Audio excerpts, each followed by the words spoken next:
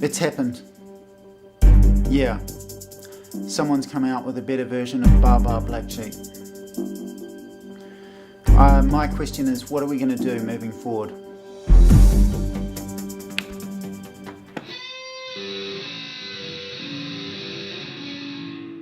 Bar Bar Black Sheep, have you any woe?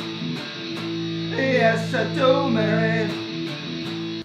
All we know about this guy is he's produced a better song than we did. We invested millions in this, and it looks like he's produced this in his garage.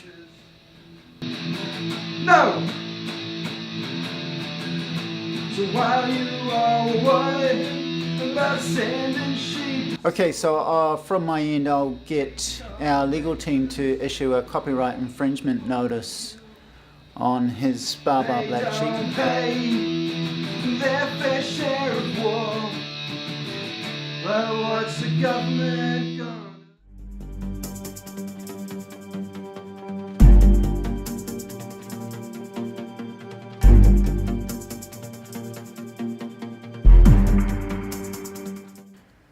So here's what happens. I create a song. I get picked up by a music label.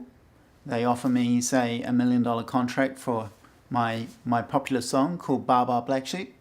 Bar Bar Black Sheep, have you any wool? Yes sir, 3 bags full. Who you got the wool for?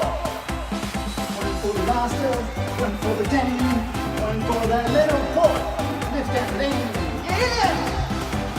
So one thing to notice straight away about $1 million contract is that there's quite a few costs that are associated with that $1 million, including paying that the artist has to pay for their manager, their lawyers.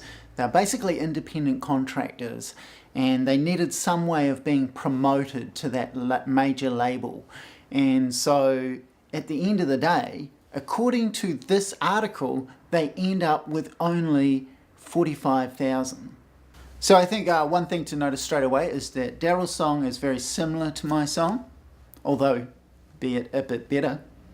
It's still similar, and I sang my song first. So therefore, as a music label, I think they're likely not to want Daryl, even though his song is better. But they have invested in marketing my face, my image. You know, I'm the one who got the crazy big tours.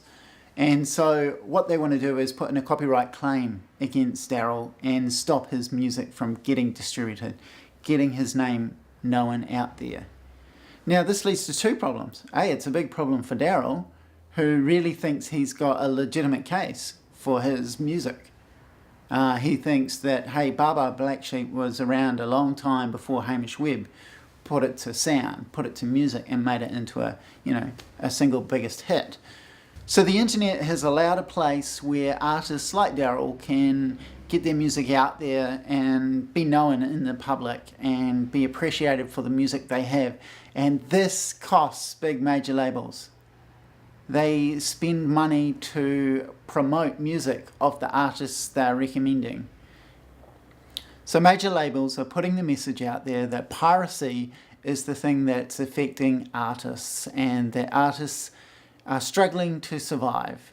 Not that artists are being ripped off by major labels, and that major labels are losing money to the fact of this level playing field, which is now available online. That, in fact, Daryl's music could be promoted in YouTube to one of the top songs, and there's nothing they can do about that.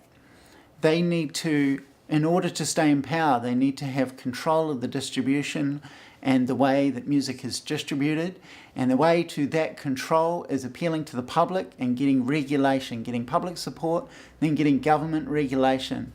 And they do that through the claim that they're losing money on piracy, but the real threat is people like Daryl who are making music better than theirs. And Daryl's a weak financial entity when it comes to fighting suits of copyright claims against multi-million-dollar corporations. And so if they want him out of the marketplace, they can put him out of the marketplace. So the big argument has always been about piracy versus copyright. And I'd like to change that argument today. Sharing information versus profitability. And let's think of that argument and say what side of that equation are you on. Are you on the side of sharing information for improvement of humanity, or the copyright of information for profit? And I think that's a really important issue to talk about. And it not only relates to the music industry, it obviously relates to the medical profession as well, because we have the patent of drugs and life-saving drugs where people's lives are dying because of profits, I guess. That's all I want to say on it. I'm going to leave the rest of it up to you guys to say what your thoughts are, and I look forward to hearing your thoughts in the comments or in your video. I'll come watch it. In the meantime, don't forget to subscribe and give me a big thumbs up.